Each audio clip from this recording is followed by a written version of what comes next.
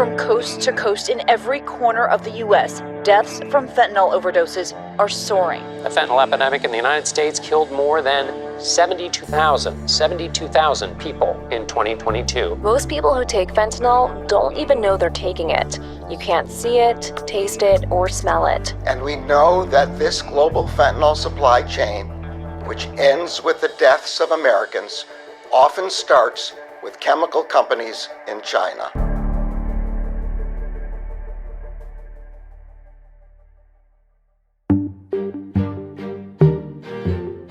More than 100,000 Americans died of a drug overdose last year. And at the forefront of this crisis is fentanyl. The illicit drug has been a leading killer of young Americans for the last decade. And while the U.S. has faced drug epidemics before, what we're now encountering is truly unprecedented. While fentanyl addiction and overdose is a domestic challenge, it's also an international one. U.S. officials are looking abroad to China and Mexico in an attempt to curb abuse at home. China, because it's the leading supplier of fentanyl precursors, the chemicals used to create the drug.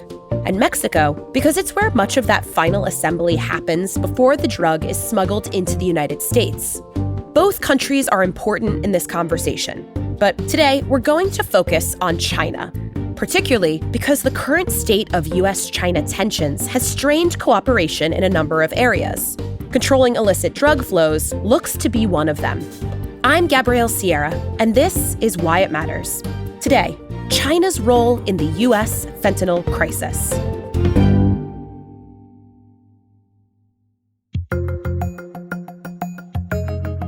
Can you describe for us what fentanyl is and why it's so addictive?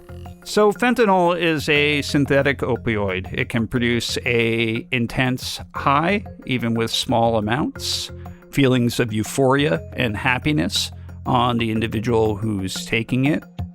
This is Tom Boyke. He's the director of the Global Health Program here at the Council. He's also the founder and managing editor of Think Global Health.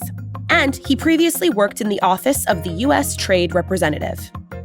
If you take too much, it can lead to your body effectively shutting down. And that is what happens to people who have taken too much, which is, in the fentanyl case, not hard to do given its potency.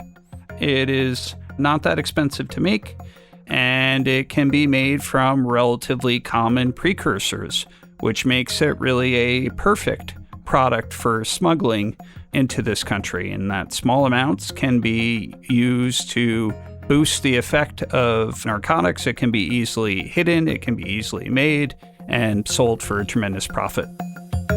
Fentanyl is actually an FDA-approved drug. It was first introduced in the 1960s as a powerful intravenous painkiller. Currently, pharmaceutical fentanyl can be used before surgery, prescribed by doctors to treat severe pain after surgery, or during advanced stages of terminal illnesses.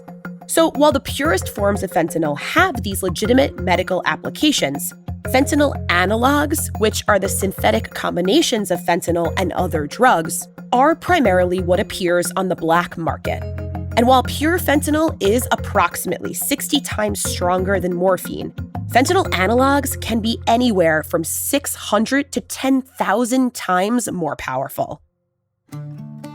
It's paired often with illegal prescription drugs, heroin typically, but it has slowly now made its way into being combined or cut into other drugs like methamphetamines and cocaine. As it became harder to abuse legal prescription drugs, people began to shift to illicit prescription drugs. And it is in that shift, really around 2012, that you started to see the rise or the increased use of fentanyl, which now plays a major role in most opioid overdoses in this country. Sophia had taken a Percocet, not knowing it was laced with fentanyl. Where do you think you would be now? I think I could have been in a worse spiral, or as far as I know, I could have been dead. Bringing awareness to this issue that that pill may not be Percocet, that pill may not be Xanax, that pill may contain fentanyl and potentially could be deadly is critical. It's an enormous problem. Since 1999, drug overdoses in the United States have killed over 1 million Americans. For individuals under the age of 40, it is a leading cause of death in this country. It has been bad for some time, but it worsened dramatically during the pandemic. So to just go through the fatalities, which paint only a limited picture of what this has looked like, we went from, in 2019, just 70,000 people in this country dying from drug overdoses, far too many. That number jumped in 2020 to 93,000. That's a third increase. It jumped again in 2021 to 106,000, and then it climbed marginally again last year to 108,000. While that data is for all deaths due to drug overdose, synthetic opioids, including fentanyl, make up the lion's share. Opioid overdoses also inflict roughly $1 trillion in economic damage every year. Unfortunately, opioid treatment is not moving fast enough to keep up with the deadly demand. Federal researchers found that in 2021, of the 2.5 million people in the U.S. with an opioid use disorder, only 20% received medication treatment. On top of that, the SUPPORT Act that invested $20 billion into opioid treatment and prevention in 2018 just expired last month. And Congress is not making moves to re-up the bill anytime soon. Can you walk me through the illicit fentanyl supply chain? Because the drug is clearly getting here somehow, and it seems very accessible. Yeah, so the dominant fentanyl supply chain into this country starts with chemical manufacturers in China. The part of China that's involved with fentanyl production, or the precursors to fentanyl production, are really small businesses, small chemical companies that are historically been underregulated. After the fentanyl is produced in China, either in finished form or its precursors, it typically is shipped to Mexico, where there are 2 cartels that dominate the fentanyl trade. It is packaged there, either on its own or cut into other drugs, which then make their way into the U.S. via the same supply chains largely that dominate the illicit drug trade or smuggling into the U.S. generally. What makes this so hard is that pure fentanyl, just such a small amount, can make a big difference. That potency. There was a recent estimate by a health commission, the Commonwealth Commission, that looked at the scale of the U.S. opioid crisis, and they estimated that just 3 to 5 metric tons of pure fentanyl is needed to supply the entire U.S. consumption of illegally supplied opioids in a year. So that is a relatively small amount and much easier for them to smuggle, particularly when it is cheaply made. Historically, the U.S. has stayed hyper-attentive to illicit drug trade happening at our southernmost border, working with Mexican officials to dismantle numerous pill pressing and smuggling operations. More than 25,000 pounds of fentanyl has been seized at the U.S.-Mexico border so far this year. To put this into perspective, just 100 pounds of fentanyl is lethal enough to kill 18 million people, which is the equivalent to the entire population of New Jersey and New York City combined. Earlier this month, the pressure yielded a firm result. A powerful faction within the Sinaloa cartel, which the U.S. considers the top fentanyl trafficking group, reportedly banned their members from producing and selling the drug. Policymakers in the U.S. are now calling for a counter-narcotic strategy that cuts illicit fentanyl manufacturing off at the source, which means relying on the cooperation of China. Could you walk me through China's role in all of this? I would characterize China's role in the fentanyl market into 2 periods, before May 2019 and after May 2019. This is Zoe Liu. She's a fellow for China Studies at the Council. And the reason I make this distinction is because effective on May 1st, 2019, China banned fentanyl as a whole class in terms of production or fentanyl precursor chemicals, at least in domestic market. And before May 2019, at least information and data from U.S. Drug Enforcement Agency, as well as Department of Justice and other places, shows that China is the world leading fentanyl export, in particular to the United States. But the Chinese government always cite stories saying that, well, there is no official data or any indications saying that China is exporting fentanyl to the United States. So you see the tension there. And the chemical component of fentanyl just make it so easy to have additional derivatives. So given that China already produces a lot of chemicals as well as a lot of money going into the Chinese pharmaceutical market, and knowing that a very important industrial policy component under the Xi Jinping regime is prioritizing life science and pharmaceuticals. Yes, China is not the go-to type of a high-tech or most innovative area for drug technology breakthroughs, but it is actually the second largest pharmaceutical market in the world, second only to the United States. And some reports estimate that by 2025, the market size of pharmaceuticals industry in China is going to be higher than $300 billion. Oh, wow. And overall, obviously, our relationship with China in terms of trade is huge. Yes, U.S.-China trade relationship is perhaps the single most important bilateral trade relationship, if you will, in the world. And if we have to put a price tag on it, as of last year, it's about $700 billion. Whoa. And a big portion of this price tag is pharmaceuticals. Last year, the United States imported about $10 billion in pharmaceutical products from China. That made up around 10% of the $100 billion in total revenue generated by China's powerful pharmaceutical sector. Because China is already the second largest market for pharmaceuticals, there are so many, more than 5,000 different varieties of small pharmaceutical companies that are making different types of chemicals. So the entire supply chain becomes individual makers. How does illegal fentanyl or illegal fentanyl-related precursors get trafficked out of China? Inside China, they can either directly export or traffic through Hong Kong or Yunnan. Yunnan is a border town between China and Southeast Asia, and the capital city is Kunming, which has, for a long period of time, has been preferred, if you will, drug trafficking route. And so is Hong Kong.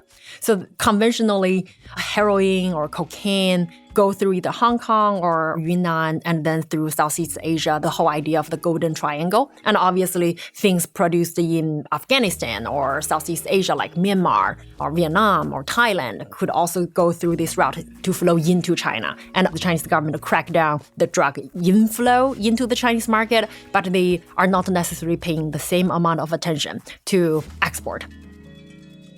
China has a robust chemical manufacturing industry. Actually, when I was in government, we spent a lot of time working with trying to improve the oversight of that chemical industry, which was at the time tied for substituting dangerous products like diethylene glycol into products called excipients, things you add to small molecule pharmaceuticals to make them easier to take. And at the time, China was not regulating its chemical industry at all if the products were destined for export. China has shown little historical appetite in overseeing the export of products from that industry. The only way we made progress in the import safety crisis is that it had risen to such a scale and a high-level poisoning, and these were regulated products by the FDA, that China was legitimately worried about its brand, its ability to export into the United States or for other partners using Chinese products in the supply chain to be able to export to the United States, that they felt compelled to enter into a memorandum of understanding to do something about this industry. In recent years, the Biden administration has begun to crack down on fentanyl suppliers, developing stronger counter-narcotics strategies. Actually, our own Latin America Studies fellow, Shannon O'Neill, gave testimony before Congress about the enormous human toll of the illicit drug trade. and suggested partnerships with our Western counterparts in Latin America to reduce the supply of illicit drugs. You can check it out at the show notes. For the very first time this year in June, Americans' Department of Justice indicted 4 Chinese companies and 8 Chinese nationals for crimes related to making or trafficking or the sales of fentanyl and fentanyl precursors. Now, these 4 companies are based in China, and the Chinese government reaction to the Department of Justice indictment is that there is no base of it, and saying that because the profitability is so high, not just criminal organizations in Mexico are interested in it. Actually, normal Chinese companies, if there is opportunity for them, they are interested in doing it. But the U.S. has this unique problem and China somehow does not, correct? That's correct. So China has no incentive on its own to do anything on fentanyl. They view it as a U.S. problem, and they will very vociferously contest representations that this is a matter of China pushing products onto the U.S. Beijing's foreign ministry says no illegal fentanyl trafficking happens between China and Mexico, adding it's a made-in-the-USA problem. It also criticized Washington for creating obstacles in their anti-narcotics cooperation by imposing sanctions on the country. China's incentive for doing anything on this product really, or around this class of drugs, is really linked to their motivation to cooperate with the U.S. more generally. And that is tied to China's sets of requests on areas that they would like to see progress on. And that's really where the relationship or the cooperation with China in recent years has broken down. How about the rest of the world? Are we alone in this crisis? We are alone in having a problem of this scale. Opioid use, or synthetic opioid use, I should say, has started to increase a bit in other countries, but nothing close to the scale of what we see in the United States. And that has been one contributing factor to why the geopolitics of addressing the supply of these drugs and the supply of their precursors has been so hard, is that the U.S. is somewhat anomalous in the scale of the problem. The U.S. has started in more recent years, or this year really in particular, to take a twofold strategy of trying to get this back on track with China to disrupt production. One strategy has been to announce a global coalition to address synthetic drugs that the State Department is leading. Secretary Blinken announced that would have more than 80 countries involved in a time-bound effort to try to strengthen the policies, the regulatory oversight around synthetic drugs. We launched the Global Coalition to address synthetic drug threats in recognition of the scale of this challenge and of the need for strong, coordinated international action. In July, we convened the first ministerial, joined by officials from more than 80 other countries and leaders from over a dozen regional and international organizations. This is an effort to try to shift what has largely been a bilateral conversation between the U.S. and China about how to do something on these products, to try to create some amount of consensus, some reputational incentive by bringing together other partners. Can we multilateralize this, bring in more countries, create a consensus around it? So that's one part of the strategy. The other part of the strategy is the U.S. has started prosecuting or announcing indictments of those small chemical companies or individuals that are involved in the production of finished fentanyl or fentanyl precursors for shipment abroad. So it is really trying to use both a bit of a carrot and a stick here, a carrot being more of a global coalition to draw China into these discussions, try to move it from a bilateral discussion, and the stick of actually going after individuals and companies. Earlier this month, the U.S. Department of Justice announced more charges against 8 companies and 12 of their executives in connection with fentanyl distribution. Here's what Attorney General Merrick Garland said at a press conference. These companies advertise the sale of precursor chemicals online using different websites and social media platforms. They then ship the building blocks needed to create deadly drugs all over the world. China hasn't commented on the most recent indictments, but after the U.S. unveiled similar charges in June, they said these accusations could actually undermine future cooperation on fentanyl. The U.S. side should resolve the issue in an equal, respectful, and cooperative manner, and lift sanctions on China's anti-drug agencies as soon as possible, so as to remove obstacles to bilateral dialogue and cooperation. I think China, when it is motivated to oversee its chemical industry, has proven itself capable of doing so. It's a large industry. This requires reaching down to lower levels of enforcement. We're talking about something rising up to the Beijing level that ordinarily is dealt with more and on the provincial or local level in terms of oversight of these industries. You need that high level of attention for progress to be made here. But I am confident that when that attention is given, China is very capable of action in this space. They just aren't presently motivated to do so, and the geopolitics make it seem hard to imagine in the short term how that's going to shift.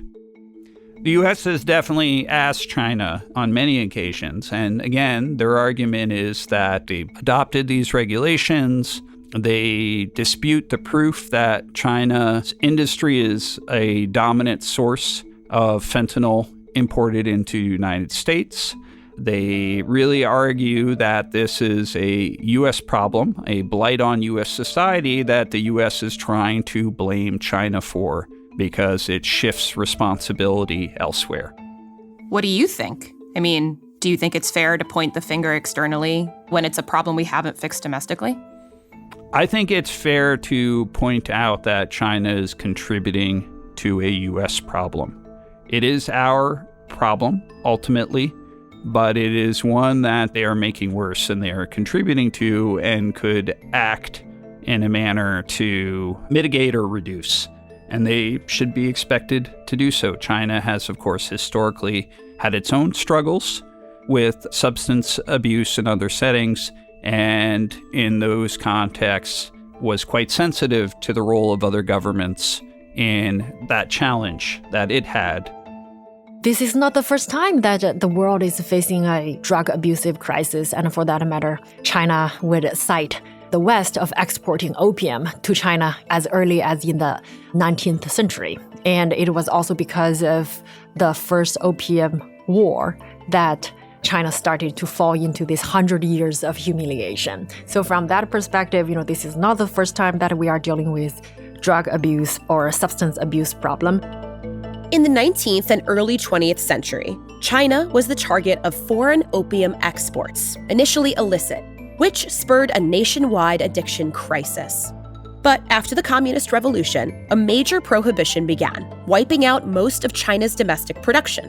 However, after the economic reforms of China's trade policy in the 1980s, the supply route for illicit drug trafficking reopened. And by 2016, the number of officially registered drug addicts in China totaled about 2.5 million, having increased every year since the government's first annual drug enforcement report in 1998.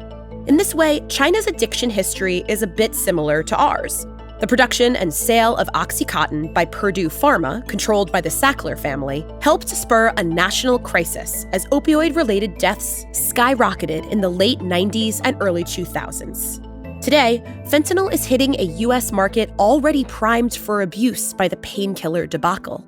Given China's own history combating drug use, their government should be empathetic with the acute challenges the U.S. is facing amid this epidemic. But so far, they haven't been too interested in helping, saying that because China doesn't have a domestic drug issue, they shouldn't be expected to help other countries with theirs.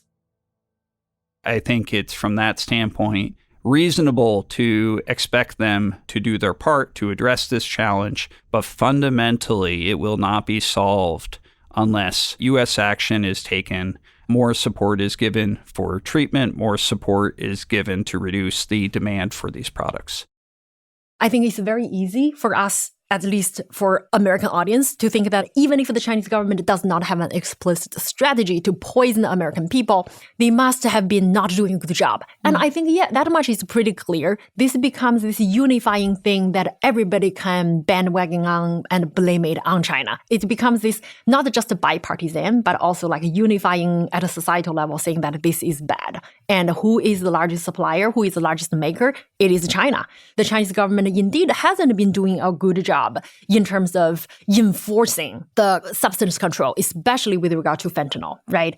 And especially when you think about comparing how they deal with heroin and cocaine versus the way that they control fentanyl. But I would also want you to point out that perhaps the Chinese government priority is not there yet. They have economic problems and then security concerns. And China so far does not necessarily have a fentanyl or opiate crisis, hence is not necessarily up on the government priority list.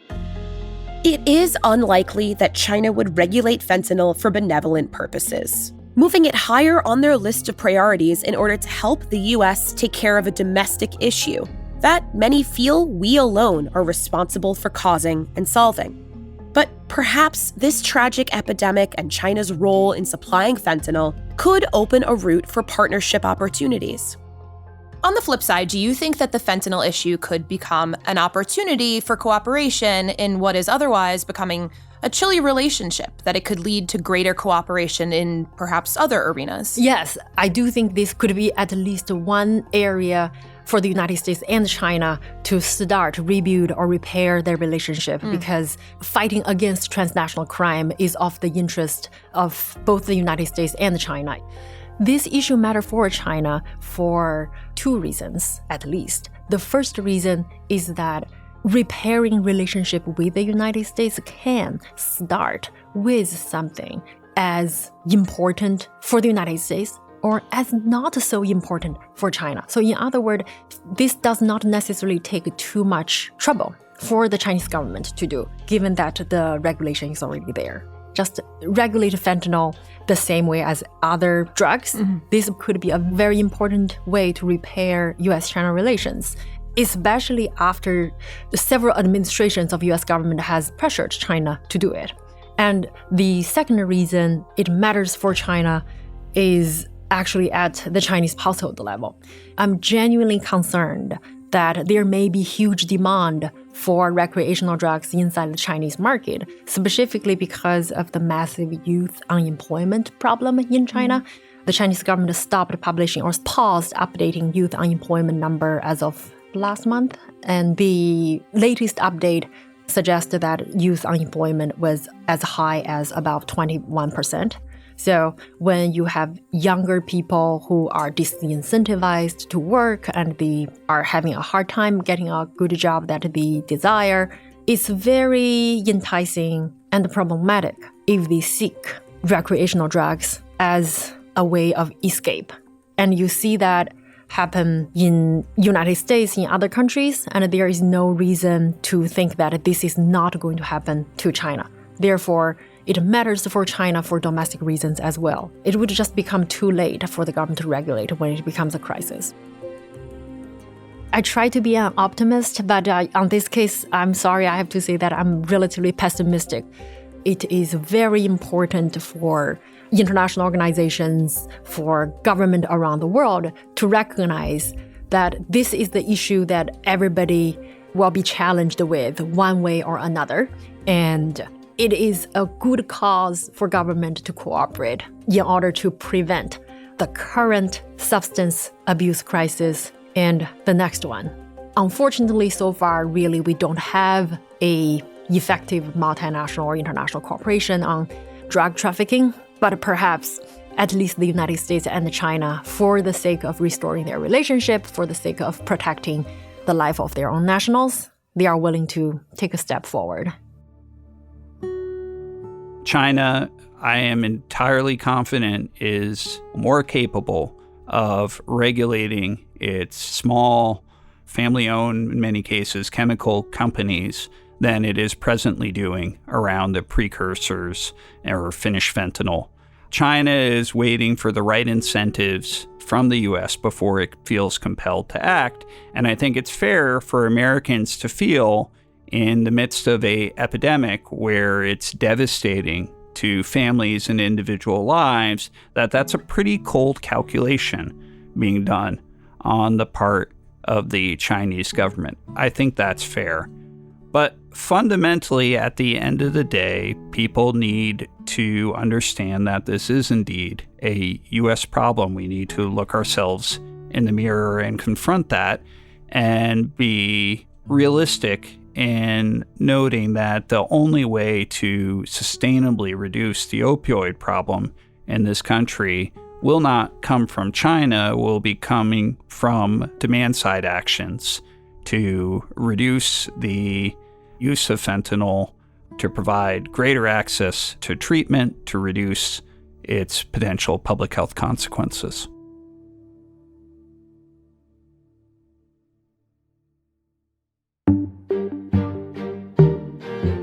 For resources used in this episode and more information, visit cfr.org/whyitmatters and take a look at the show notes. If you ever have any questions or suggestions or just want to chat with us, email at whyitmatters@cfr.org. Or you can hit us up on Twitter at @CFR_org. Why It Matters is a production of the Council on Foreign Relations. The opinions expressed on the show are solely that of the guests, not of CFR, which takes no institutional positions on matters of policy.